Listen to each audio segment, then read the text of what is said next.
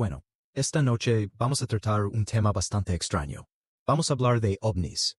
Esta es una área que la mayoría de la gente tiende a relegar a personas dementes, incompetentes o marginales. Y sin embargo, la industria del entretenimiento, por supuesto, lo ha hecho.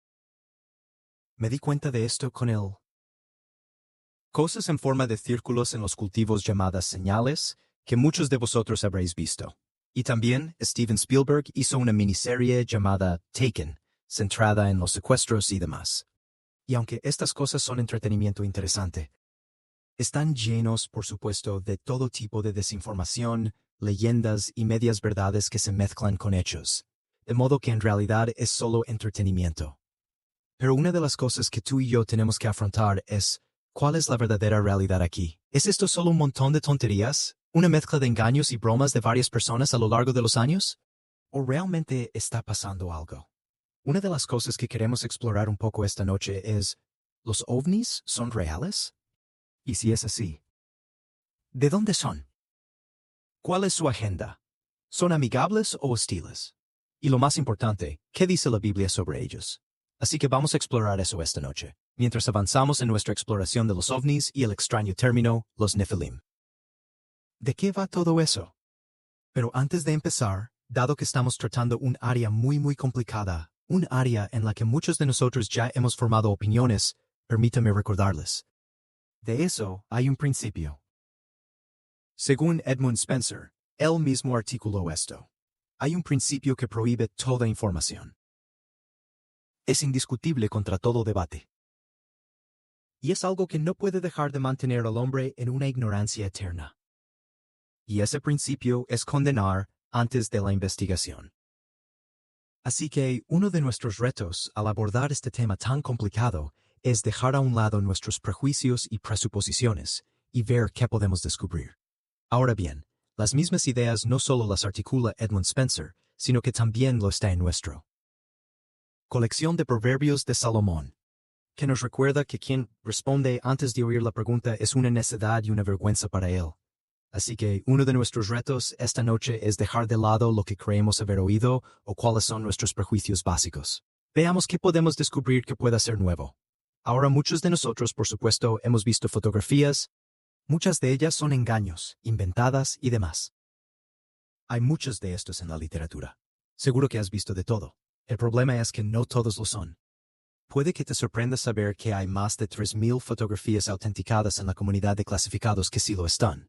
Entonces, ¿qué está pasando realmente aquí? Verás, el problema que tenemos al investigar este tema es que hay tanta información sin corroborar, mucha desinformación deliberada y el problema es, cuando eliminas los engaños, eliminas las tonterías y dejas de lado lo no corroborado, sigue habiendo demasiado que ignorar que está fundamentado y que implica múltiples testigos fiables, incluyendo múltiples avistamientos de radar. Y los radares generalmente no tienen alucinaciones. Y esta idea de ser representados simultáneamente en varios radares es algo que debería llamar nuestra atención. Y ahora, te pongo un ejemplo. De vuelta al 18 de junio de 1997. Apareció un vehículo extraño sobre Phoenix, Arizona. De hecho, pasó por la mayor parte del estado a unos 30 millas por hora, lo cual es muy lento para un vehículo en el aire. Hubo quienes dijeron que pensaban que podrían haberla golpeado con una bola que parecía tan cerca al pasar, y eso causó bastante revuelo. Y el 13 de marzo había avistamientos. Desde Casa Grande y Chandler hasta la parte norte del estado, Prescott y demás. Así que no era solo un fenómeno local y causó bastante revuelo. Ahora bien, el gobernador de Arizona cometió un gran error al tratar una rueda de prensa a la mañana siguiente como humor. Y no fue bien recibido porque la gente estaba molesta porque el gobierno les estaba bloqueando. Aunque hubo negaciones por parte de la Fuerza Aérea, vieron los cazas separar tras ellos y demás, así que causó bastante revuelo. No fue recogida en los medios nacionales, por supuesto, fue recogida en gran medida en los medios locales, es decir, en el estado de Arizona, y una de las cosas extrañas de esto es que ocurrió en marzo de 1997. No apareció hasta el 18 de junio.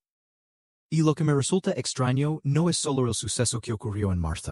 Pero no se dio ninguna noticia al respecto en los medios nacionales. Pero luego, por alguna razón, alguna no obvia, El 18 de junio salió en la portada de USA Today. De ahí viene esta foto. Fue NBC, CBS, CNA. Todas las grandes cadenas hicieron este breve comentario sobre lo ocurrido. Lo que resultaba desconcertante no ocurrió el 19 de junio. Ocurrió en marzo. Y no he podido determinar qué motivó a los medios de comunicación a convertirlo en un gran evento en ese momento.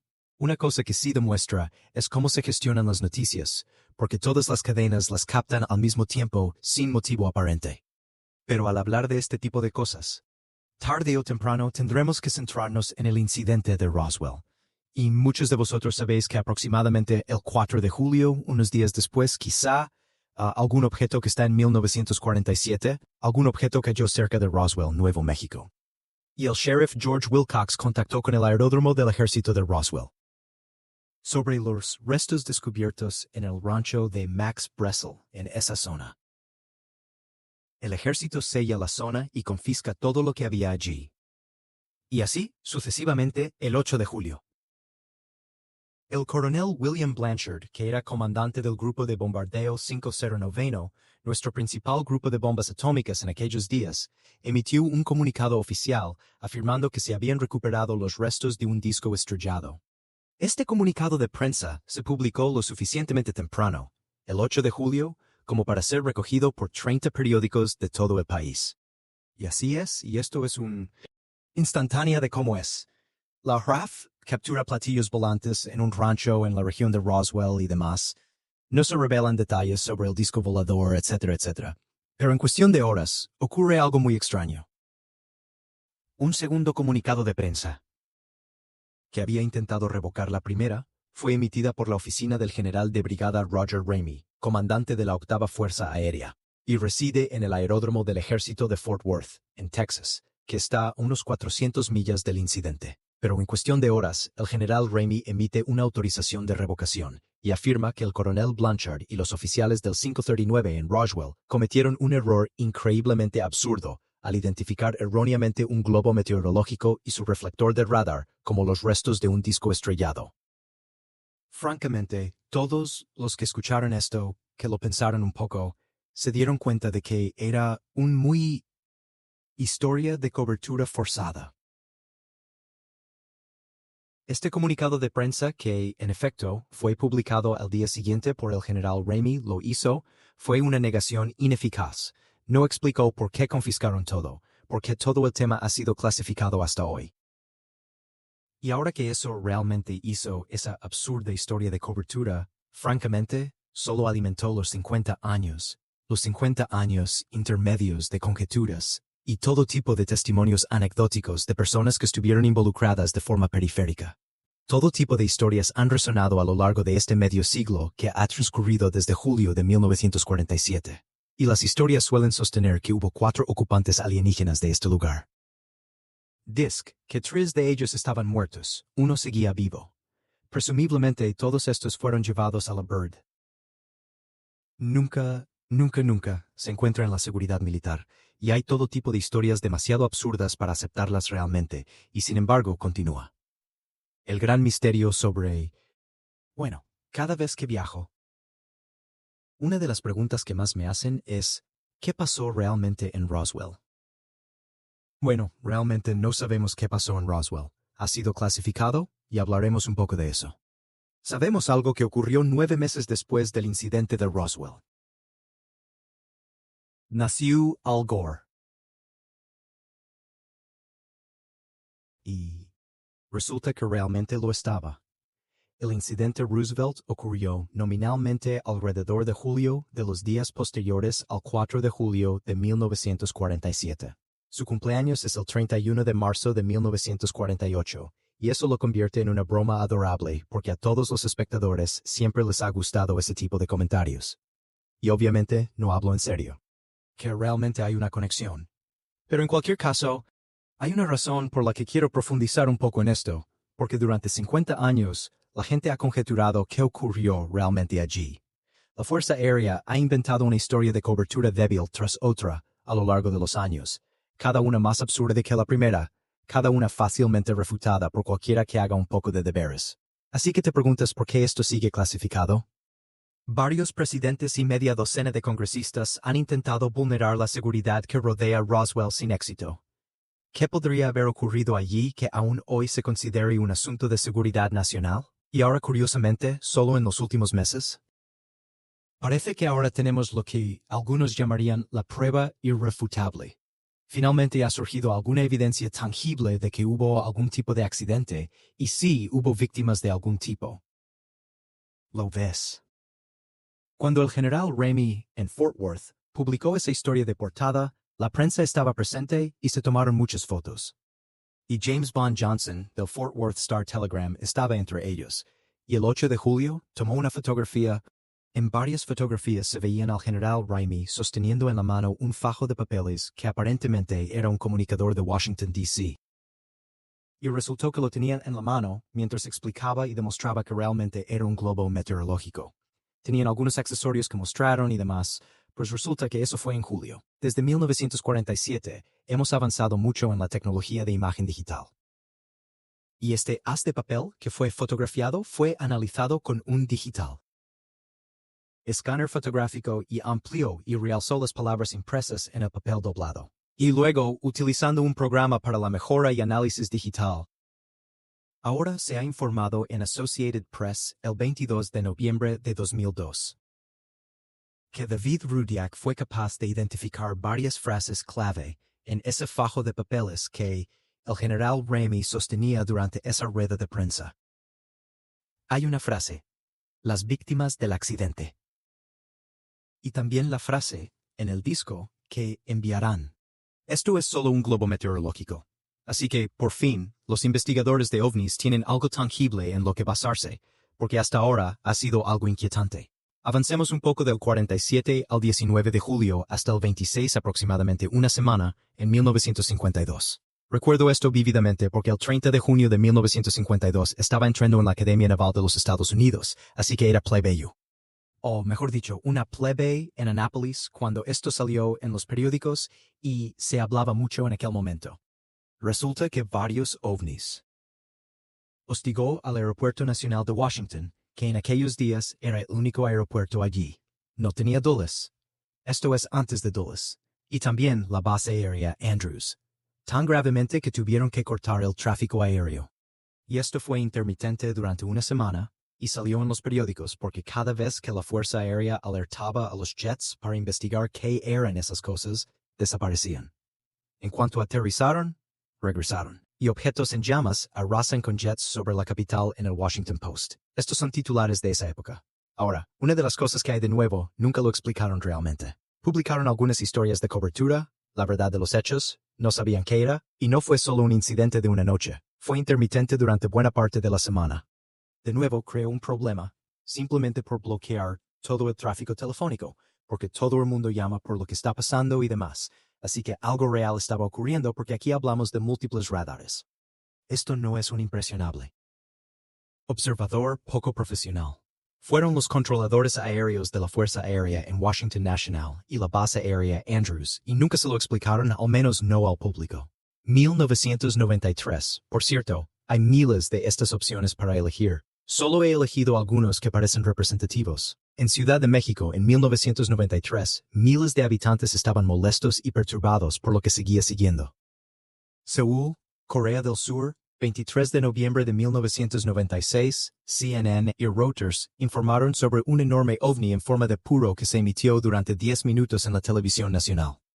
Sabes, cuando hablamos de testigos, hay todo tipo de personas, muchos profesionales muy fiables que han contribuido a este trasfondo. Pero los que tú y yo tenderíais a presumir que son los más reputados, más entrenados y los más competentes en este ámbito serían nuestros astronautas.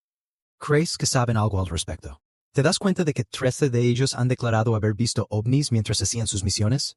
Ed Mitchell, Apolo 14, abril de 1996, y fue esto en Dataline NBC. Dijo que la NASA está encubriendo lo que realmente ocurrió en Roswell, Nuevo México. Verás, esto no es solo la suposición de algunos periodistas o los tabloides en los puestos de cuenta, ya sabes, en los puestos de caja del mercado. Son personas serias que dicen que algo se está encubriendo. El astronauta Gordon Cooper ha llegado al 15 de mayo de 1963. Hizo la cápsula de Mercurio de 22 órbitas. vio un ovni verde, que también fue al mismo tiempo que vio que era rastreado por el radar en Australia. Esto lo corroboraba. Ya ha testificado ante las Naciones Unidas que los ovnis están visitando este planeta. Y en mayo de 1996 dijo que nos estaban visitando extraterrestres. Así que decidió que ha hablado mucho de esto, tanto que algunos tienden a descartarlos. James Lovell, Frank Borman, disculpadme. Gemini 7, diciembre de 1965. En la segunda órbita de su vuelo de 2 semanas, vieron un ovni. El control de Gemini presumía que era la etapa de su propio propulsor Titan, pero indicaron que tenían tanto el propulsor como el ovni a la vista, así que eso no encaja del todo.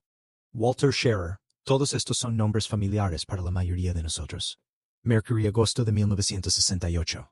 Fue el primero en usar el término Papá Noel para indicar que los ovnis están cerca de la cápsula espacial. Así que esto era sobre diciembre. Así que todo el mundo pensaba que era solo una broma aguda, pero era una palabra clave. Y fue así más tarde en 1979 cuando Murray Chatelain, jefe de comunicaciones de la NASA, confirmó que la frase de Papá Noel era una palabra clave preestablecida para tratar con los ovnis sin alarmar al público. ¿Y Neil Armstrong, Buzz Aldrin, estos nombres que te son familiares? ¿Son competentes estos tipos? En el Apolo 11, 21 de julio de 1969, ambos aparentemente vieron luces dentro y sobre un cráter, y allí hay informes no confirmados de que había otras naves espaciales allí. Parte de esto es clasificado, se clasifica rápidamente, así que estamos pisando terreno peligroso. Pero tienen 2 objetos grandes. Los estamos vigilando. Y Armstrong es citado en algunos informes sobre un encubrimiento de la CIA.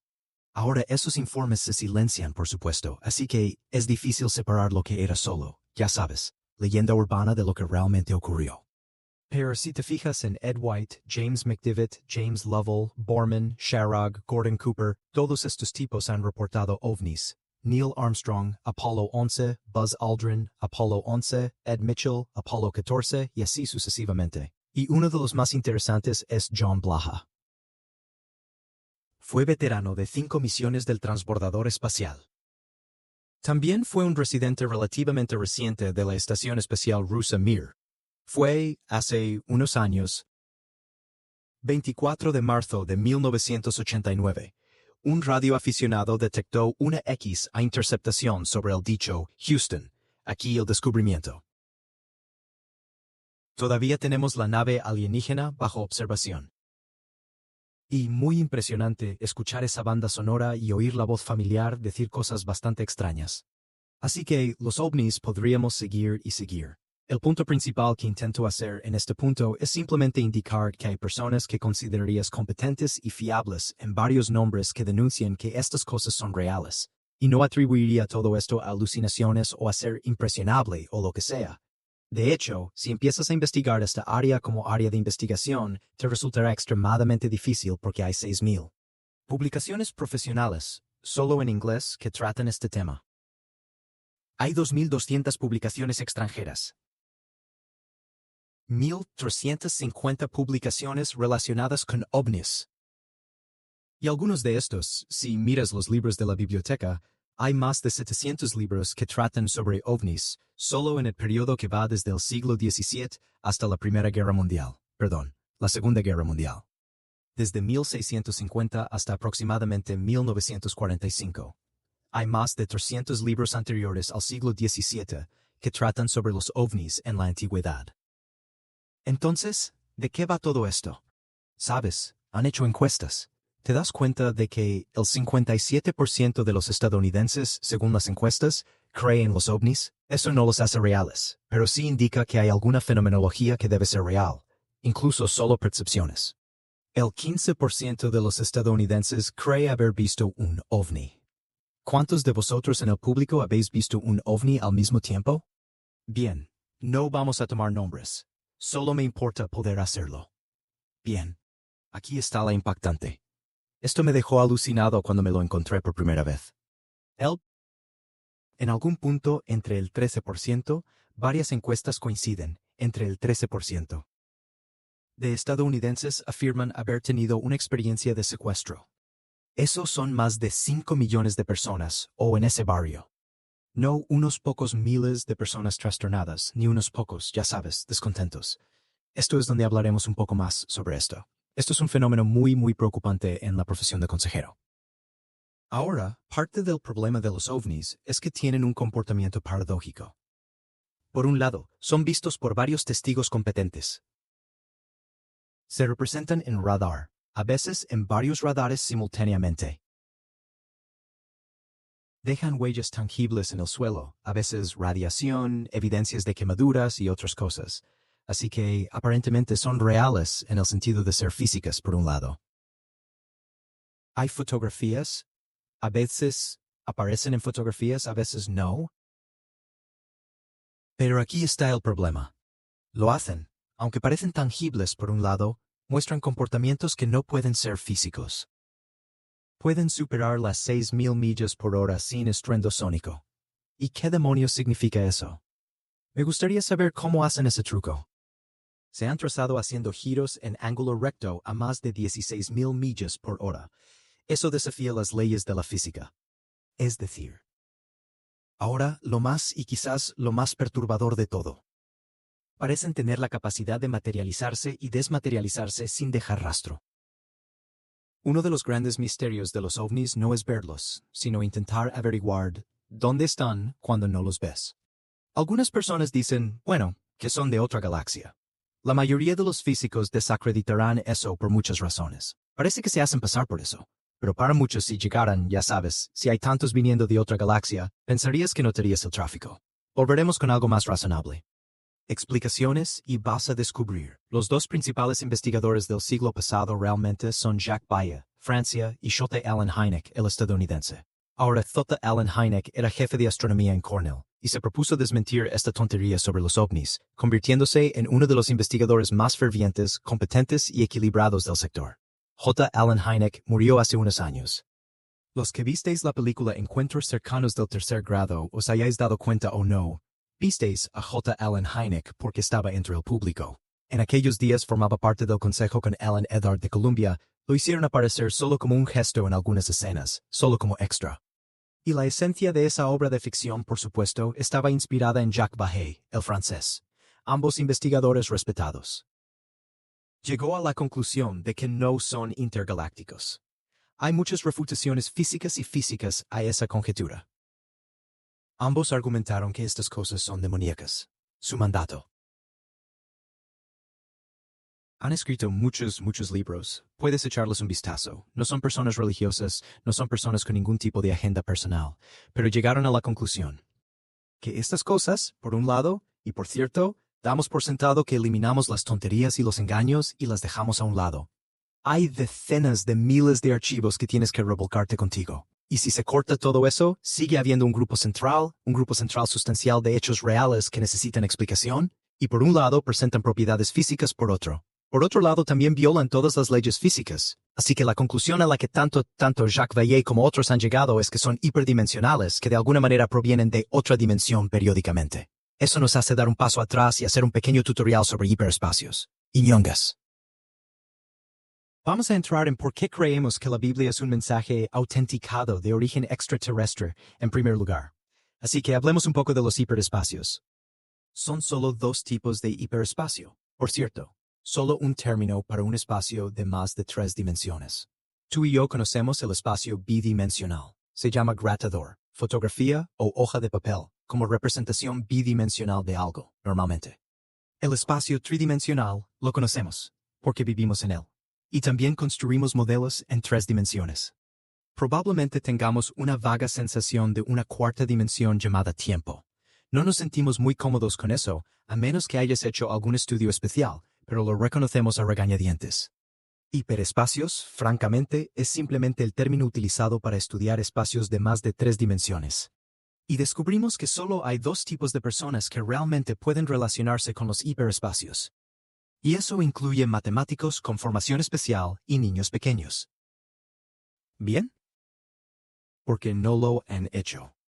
Su prejuicio ha sido vendado, por así decirlo. Ahora, el libro que es el segundo después de la Biblia en su publicación, todos sabemos que la Biblia es la más libro popular en la historia del hombre. Pero el segundo, después de ese, sería Euclides, y ahí es donde la mayoría de nosotros hemos aprendido en la escuela. Y la mayoría de nosotros cuando íbamos a la escuela teníamos trigonometría o geometría plana, la misma asignatura en cierto sentido. Todos sabemos que un triángulo, si sumas los ángulos de un triángulo, ¿cuánto suma la suma? ¿Nadie? Claro que sí. Así que si tengo un 30, 60, 90, suma un 180.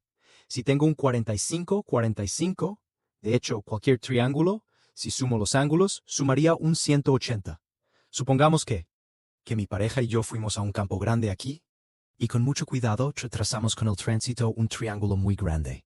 Y cuando volvimos con nuestras cifras, sumamos los 10 minutes. Story quest jogging, supplies, or per view. Some that story from B. It's that story from B. ¿Qué concluirías? Que la habíamos fastidiado. ¿Sabes lo que tenemos? ¿Qué hemos encontrado? ¿Nadie? La curvatura de la Tierra. Exactamente. Verás, si haces un curso de navegación, una de las cosas en las que tendrás que aprender algo de base es la trigonometría esférica, donde puedes tener un triángulo con 90 grados en cada esquina. Así que, verás, cuando tenemos esta pequeña regla que todos hemos aprendido de que un triángulo, ya sabes, por implicación, un triángulo plano, un plano plano, suma 180 grados. Eso solo es cierto para un universo de 2 dimensiones. Así que cuando descubres que se ha violado esa regla, es una pista de que te has encontrado con una dimensión adicional. Y así. El Dr. Einstein hizo historia con esa intuición porque por supuesto estaba lidiando con la naturaleza del espacio y se dio cuenta de que la longitud, la masa, la velocidad y el tiempo son relativos a la velocidad del observador. En 1915, generalizó eso. Básicamente descubrí que no hay distinción entre tiempo y espacio.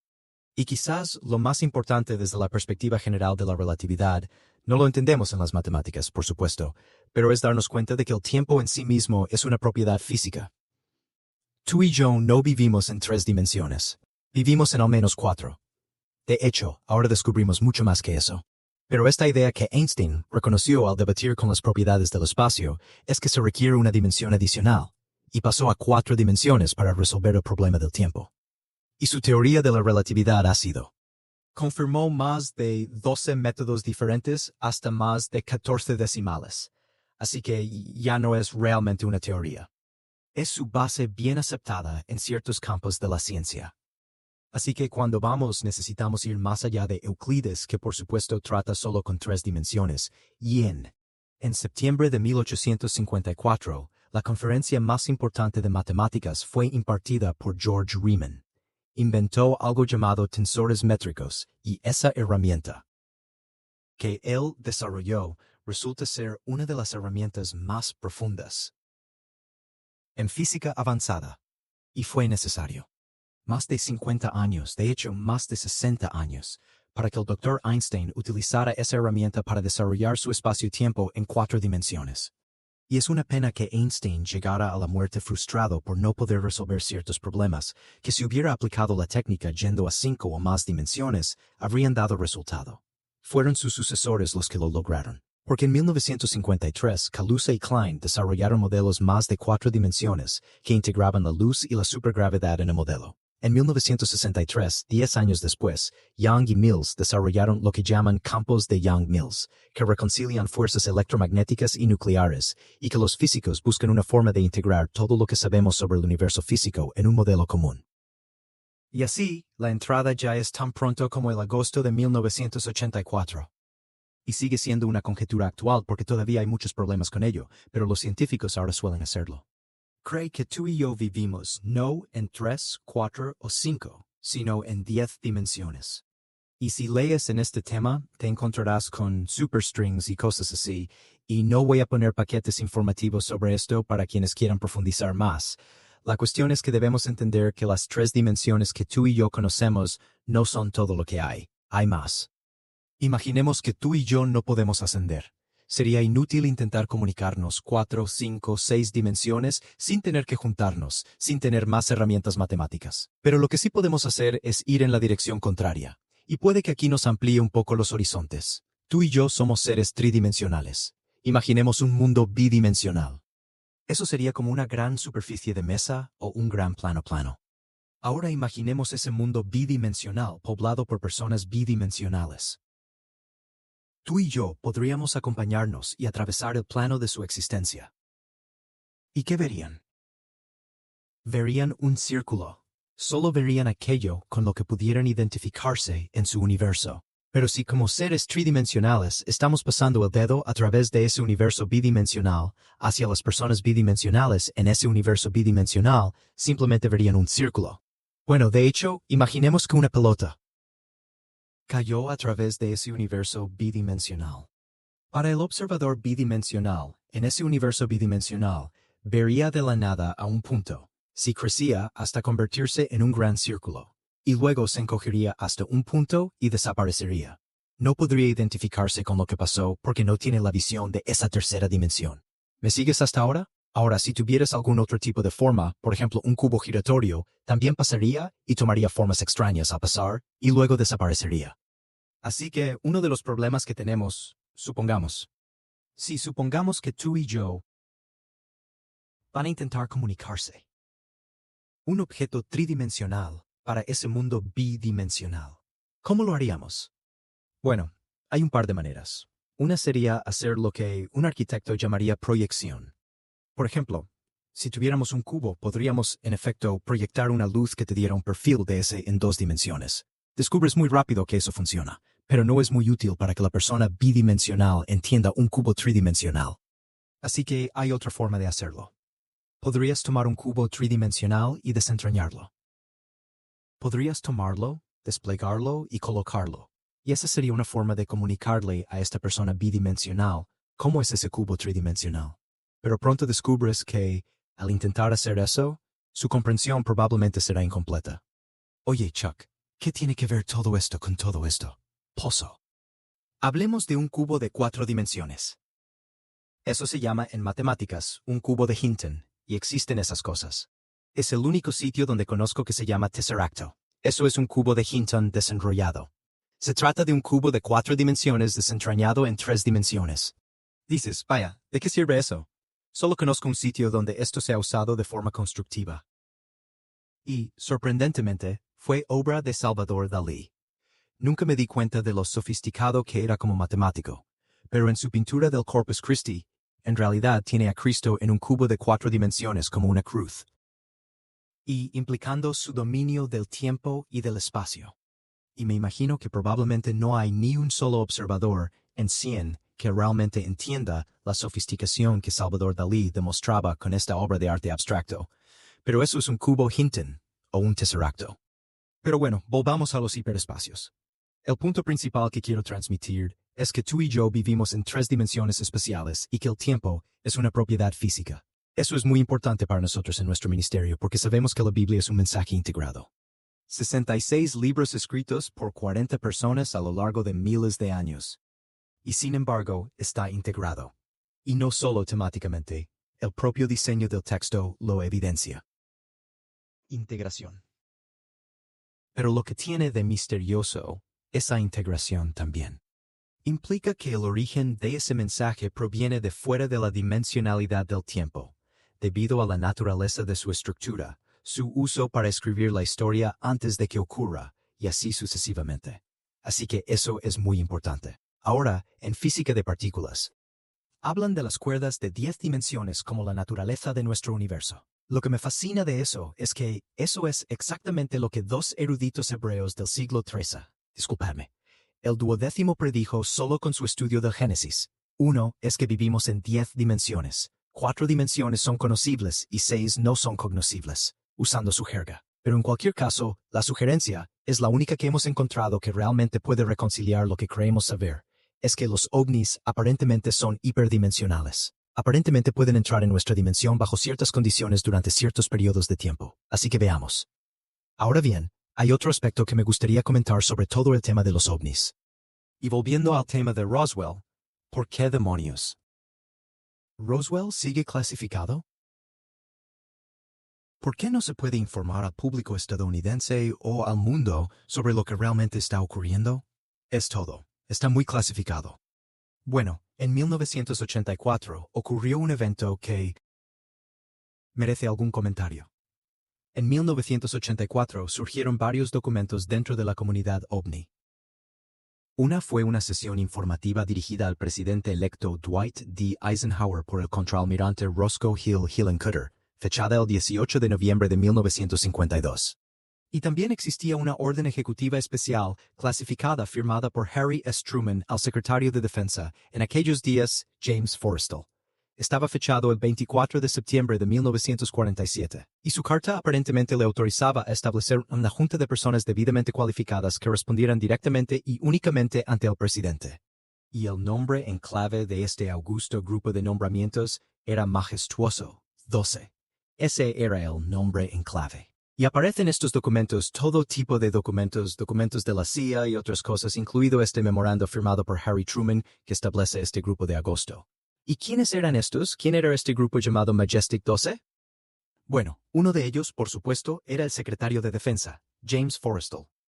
El contraalmirante Roscoe Hillenkoetter, que fue una figura destacada en aquellos días, el Dr. Vannevar Bush, probablemente el científico más famoso de la época, el general Nathan Twining, jefe de la Fuerza Aérea, el general Hoyt Vandenberg, el general Robert Montague, y varios civiles que quizá no hayas oído mencionar, el Dr. Detlef Brank, el Dr. Jerome Hunsucker, el señor Sidney Sears, el señor Gordon Gray y el Dr. Lloyd Berkner. Y un tipo del que hablaremos un poco es el Dr. Donald Menzel. Y estos fueron. Cuando Forrestal murió, por cierto, en el 49, general Walker Smith le sustituyó. Pero estas 12 personas aparentemente eran conocidas en la comunidad clasificada, al parecer, como las majestuosas 12. Pozo. Son personas interesantes. Verás, primero de estas 12 personas, había secretario de Defensa, por supuesto. 3 de estas personas fueron los primeros 3 directores de la CIA Central, la Agencia Central de Inteligencia. Realmente. Director de Inteligencia Central, que fue el sucesor de la Oficina de Servicios Estratégicos, la OSS, que más tarde se convirtió en la CIA. 5 de estas personas eran científicos destacados en aviación, investigación y desarrollo, y astronomía. Todas estas personas tenían las autorizaciones de seguridad más altas. De todos modos, hablemos un poco de la almirante Helen Cotter. Resulta que no era un hombre de la Marina. Y por cierto, quiero mencionar algo. Mucha gente ha oído hablar de Majestic 12. Y mucha gente también entiende que todo ha sido desacreditado. Pero estamos en deuda con un investigador muy paciente, minucioso y diligente llamado Stanton Friedman, que publicó un libro sobre esto. Y lo que hizo, bueno, desarrolló expedientes. Pasó 20 años elaborando expedientes sobre cada uno de los 12 para intentar entender todo lo posible sobre sus vidas personales. El contraalmirante Hillenkoetter no era simplemente un marinero. Fue el primer director de la CIA, que curiosamente también se estableció en septiembre de 1947, pocos meses después del incidente de Roswell. Se retiró de la Marina de los Estados Unidos en el 57, y pronto fue nombrado miembro del Consejo de Gobernadores de NICAP, considerada la organización OVNI más influyente de los años 50 y 60. Dr. Vannevar Bush, este es un nombre que probablemente has oído. Es un científico investigador de renombre mundial. Fue jefe del MIT entre las 2 guerras mundiales y jefe de la Oficina de Ciencia e Investigación y Desarrollo Científico. Lideró el desarrollo de la bomba atómica, la mecha de proximidad, el radar y otros 100 sistemas de alta tecnología con aplicaciones militares. Por eso es tan conocido. También fue conocido por establecer una política de compartimentación del trabajo clasificado. Anteriormente, en los laboratorios de investigación era habitual dar mucha libertad de movimiento, y él era quien veía la necesidad de compartimentar, dejando que los científicos tuvieran solo la información que necesitaban para poder controlar la pairing. Tránsito de información dentro de la organización. Así que toda esta idea de que vamos a hablar de compartimentación aquí en breve. Bueno, en todo este MG-12 hay 2 tipos de personas. Los que nunca han oído hablar del MG-12 y los que saben que simplemente fue un engaño. Verás, alguien se dio cuenta de que, aparentemente, la máquina de escribir que iba a mecanografiar la orden ejecutiva de Truman de 1947 se consideraba un modelo Smith Corona y no se fabricó hasta 1963. Así que empiezas a oler una farsa, si eso es cierto. La firma en el memorando. Aparentemente había sido fotocopiada de una carta no relacionada que Truman escribió a Vannevar Bush en el 10 de enero de 1947. Así que tienes la impresión de que esto fue solo un engaño. Hay otras anomalías que se señalaron y publicaron en varios medios, tan rápidamente dentro de la comunidad OVNI que en solo unos años todos reconocieron que esos documentos eran solo falsificaciones. Así que la mayoría de la gente, o bien nunca había oído hablar de MFK-12, o, entre comillas, sabían que era solo un engaño muy elaborado. Hasta que llega Friedman. Stanton Friedman era físico nuclear. Pasó más de una década explorando minuciosamente 15 bibliotecas y archivos, y ahora ha generado importantes dudas sobre los escépticos. Ha refutado la mayoría de las objeciones documentales que plantearon los escépticos, pero, lo más importante, compiló expedientes detallados sobre cada uno de los 12 y ha hecho algunos descubrimientos intrigantes. Verás, al recopilar los detalles de cada uno, han surgido algunas corroboraciones muy interesantes. Y todas estas se publican en su libro, Top Secret Magic, en 1996. Tomemos como ejemplo al general Nathan Twining. Tenía previsto volar a Seattle el 16 de julio de 1947 para revisar el nuevo bombardero B-50 que Boeing estaba construyendo en ese momento y también para pescar con viejos amigos. Así que todo eso estaba programado durante un tiempo. De repente, el general Tiny Twining canceló su viaje a Seattle y se dirigió a Nuevo México el 7 de julio. Esto se presenta como una inspección rutinaria, pero eso no encaja con la aparente urgencia de alterar todos estos otros planes, largamente planificados, sin una razón aparente específica. También es interesante que el 9 de julio, el presidente Truman se reunió con el senador de Nuevo México Chávez, sin dar ninguna razón. Así que tienes la sensación de que, detrás de estas entradas del calendario, hay algo pasando. Otro tipo interesante es Donald Menzel. Aparentemente, descubre Friedman, llevaba una doble vida como desacreditador de ovnis y un distinguido astrónomo en público. Era un astrónomo muy conocido, también andaba por ahí buscando fallos en las conjeturas de ovnis que ocurrían en aquellos días. Pero resultó que también fue lingüista, criptógrafo y consultor de la Agencia de Seguridad Nacional y de la Agencia de Inteligencia de Defensa durante más de 30 años, y esto no se conocía públicamente. Hay algo que Stanton descubrió haciendo los deberes. Tenía una autorización ultra secreta de alto secreto, y nada de esto era conocido por el público general. Así que es interesante que quien haya ideado este engaño tuviera mucha información interna de alguna manera. Ahora también es provocador como doctor. Menzel dio algunas explicaciones técnicas que refutaban incidentes de ovnis que a menudo no eran científicamente defendibles, especialmente para alguien como él, que es un tecnólogo competente. Así es. Lo que sugiere fuertemente que tenía una agenda privada de desinformación como parte de su trabajo. Así que, en este punto, puede ser útil destacar, de nuevo, un pequeño tutorial que voy a llamar la anatomía del secreto. ¿Cómo se hace algo secreto dentro del gobierno o la comunidad militar? Bueno, lo primero que puedes definir. El contenido de lo que ocurre es secreto, ultra secreto, o cualquier otro nivel, simplemente se justifica por el contenido del material. Si hay un contrato, el contenido de la obra puede clasificarse como secreto, ultra secreto, lo que sea, pero supongamos que realmente te tomas esto, en serio. Especialmente seguro. Otra cosa que puedes hacer se llama compartimentalización. Puedes compartimentar el proyecto. ¿Cómo se hace eso? Clasificas la existencia del contrato. Y normalmente están en la comunidad de inteligencia, y por eso se les llama programas negros desde el lado de inteligencia. Son contratos estupendos para conseguir porque tus competidores no saben que existen, así que son de fuente única y se consideran contratos atractivos. He sido presidente del Consejo de Administración de 4 diferentes contratistas de defensa cotizados en bolsa. Y varias de ellas eran empresas que tenían su principal compromiso con trabajos profundamente clasificados y obviamente incluían programas compartimentados. Pero tengo que decirte que me sorprendió. Pasé 30 años en la comunidad estratégica, tanto directamente en la comunidad del Departamento de Defensa como digo, en juntas de contratistas de defensa cotizados. Y tengo que decirte que fue a finales de esa carrera de 30 años cuando descubrí, para mi asombro, que hay otro nivel de seguridad, y ahí es donde se clasifica la existencia del cliente. Y yo estuve en uno de esos proyectos y fue un encuentro muy extraño. Teníamos nuestra pequeña empresa que cotizaba en bolsa, pero no era grande, que competía por una adquisición concreta.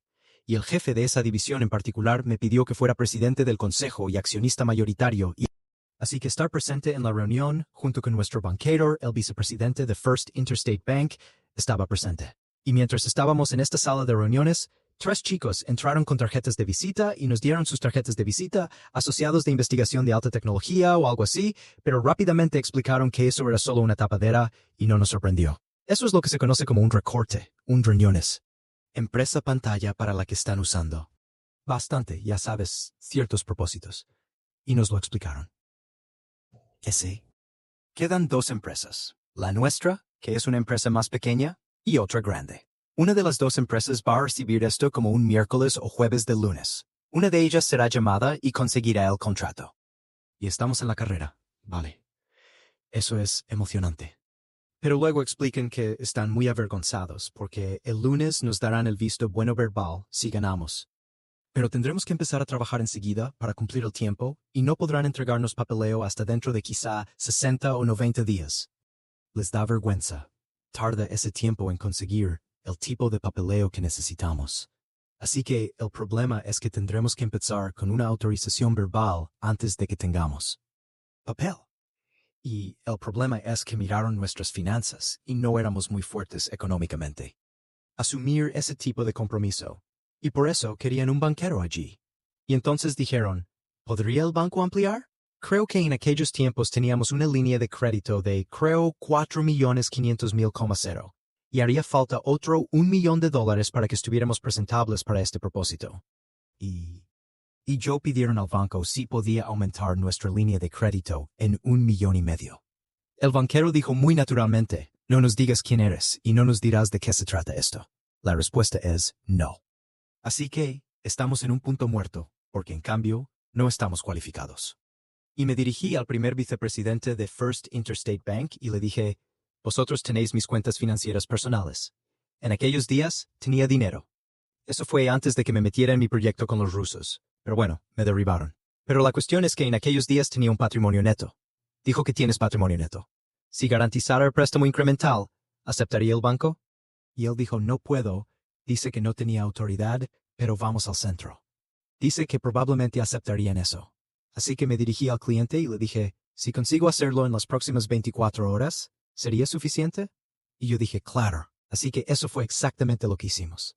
Fui al centro a la mañana siguiente a First Interstate Bank. Firmamos algunos papeles y yo garanticé un adicional incremental de 1,000,000 de puntos en el préstamo existente de $4,500,000 ese jueves o viernes, fuera lo que fuera. Y ese lunes recibimos una llamada y ganamos ese contrato. Y eso fue 8, si resultó ser la electrónica del B2. Y así fue. 18 meses después, todo ese proyecto fue transferido a Northrop. Pero antes de eso, fue en una organización cuya existencia es clasificada. Y así. Me sorprendió descubrir que hay todo un procedimiento. Hay procedimientos de recuperación de costes, hay tribunales, todo tipo de infraestructuras necesarias para que todo funcione y todo está en marcha y está todo altamente clasificado. Proteger incluso la existencia del cliente es el tercer nivel, por así decirlo. ¿Me sigues? Bueno, una de las cosas que quiero cuando empiezas a hablar de esto con esa estructura. ¿Cómo proteges realmente algo que intentas mantener en secreto? Y una de las cosas que puedes hacer es tener una estrategia activa de desinformación. No solo lo mantienes en secreto, publicas cosas para que la gente no entienda qué es, lo desacredite o lo que sea. Y lo hicimos, por ejemplo, en el Proyecto Manhattan durante la Segunda Guerra Mundial. La mera existencia del proyecto de la bomba atómica, el llamado Proyecto Manhattan, estaba oculta bajo un montón de otras historias de cobertura y pseudoproyectos. Atravesaba ciertas puertas, había proyectos en marcha que realmente no tenían nada que ver con nada, solo eran una tapadera para ocultar lo que realmente estaba pasando, desinformación activa. Y una de las cosas que sospecho personalmente es exactamente lo que hicieron con MJ-12. Es muy posible que aparezcan documentos con fallos. Sabiendo que después de unos meses, unos años, lo que sea, la diligencia de los investigadores descubrirá que eso no podía ser esa máquina de escribir, que realmente no es la firma de Truman, lo que sea. Así que todo el mundo sabe que MJ-12 es solo un gran engaño. ¡Qué tapadera tan perfecta! Pregunta a cualquiera que esté en esta comunidad sobre MJ-12 y lo descartarán enseguida. Bueno, ese engaño que surgió en los 80. ¿Realmente? ¡Qué tapadera tan perfecta! Y obviamente sí creo que es real. Creo que ha continuado. Obviamente ha pasado a usar nuevos nombres y demás. Pero de repente empecé a darme cuenta de que la desacreditación de MMJ2 puede ser, bueno, que hay varias razones que no quiero detallar y que me hicieron sospechar que todo eso fue una invención. Por cierto, ha habido otros similares, así que sigue el misterio. ¿Por qué? ¿Alguien se está tomando tantas molestias? Ocultar. Por ejemplo, lo de Roswell después de 56 años, lo que sea, 57 años. 2 presidentes y 4 congresistas no lograron penetrar la seguridad relacionada con los temas relacionados con los ovnis. Qué raro. A propósito, una investigación de la embajada canadiense fue rechazada en Washington, D.C., con la revelación de que el tema de los ovnis goza de una clasificación superior a nuestra ojiva más secreta, los OW-88. Hicieron una consulta y les rechazaron, pero cometieron un error al rechazarla, porque revelaron que lo que buscaban, que es información sobre ovnis, estaba clasificado por encima de nuestros sistemas de armas. ¿Por qué? Y así. Por cierto, igual que tenemos Roswell en Estados Unidos, en Inglaterra, tienen el famoso incidente del bosque de Rendlesham. Esto es bastante interesante. En diciembre, al día siguiente y luego al día siguiente de Navidad de 1980, hay un bosque justo al lado de una base aérea estadounidense y un Royal. Base aérea en Woodbridge, Suffolk, Inglaterra. Y en ese bosque, 2 veces, 2 noches seguidas, aterrizó un ovni. Y se vio 2 noches después de empezar. Muchos de los sitios militares de la zona de allí lo rastreaban por radar. Hubo mucha gente involucrada. Sacaron lo que llaman light alls. Eso es como un remolque tirado por un coche que tiene luces brillantes para varios proyectos al aire libre. Ya lo tenían todo preparado cuando aterrizaron. Aparentemente estaba programada de alguna manera. Y esto fue informado por el subcomandante de la base, el teniente coronel Charles Halt, en un memorando clasificado en ambos lados del Atlántico, pero se filtró una copia. Y así como tenemos nuestro misterio de Roswell, en Inglaterra hablan mucho de Reynolds y Forrest. ¿Qué pasó realmente allí? Hay mucha gente involucrada, militares, soldados rasos y otros, así que de ahí han surgido todo tipo de historias. Muchos de ellos tienen demasiado miedo incluso para hablar de ello, otros que comparten incidentes y son muy justos. Como hay relatos extraños sobre Roswell, hay relatos aún más extraños sobre Reynolds y Forrest. Bueno, la buena noticia es que el gobierno británico ha anunciado en los últimos meses que el expediente Reynolds y Forrest va a ser publicado. Se están acercando a una postura similar a la Ley de Libertad de Información. Y aparentemente, los archivos de Reynolds y Forrest, que solo habían sido vistos por unas 20 personas hasta su lanzamiento. Y así que estamos en un día en el que algunos de estos misterios van a ser revelado. Ahora, otra cosa que surge cuando hablas de estos temas son los círculos en los cultivos. Y esta podría ser una buena oportunidad para que nuestro equipo de televisión cambie las cintas, si quiere. Así que, ¿por qué no hacemos un descanso de 5 minutos y dejamos que se recompongan? Y luego retomamos círculos en los cultivos y algunas cosas posteriores, ¿bien?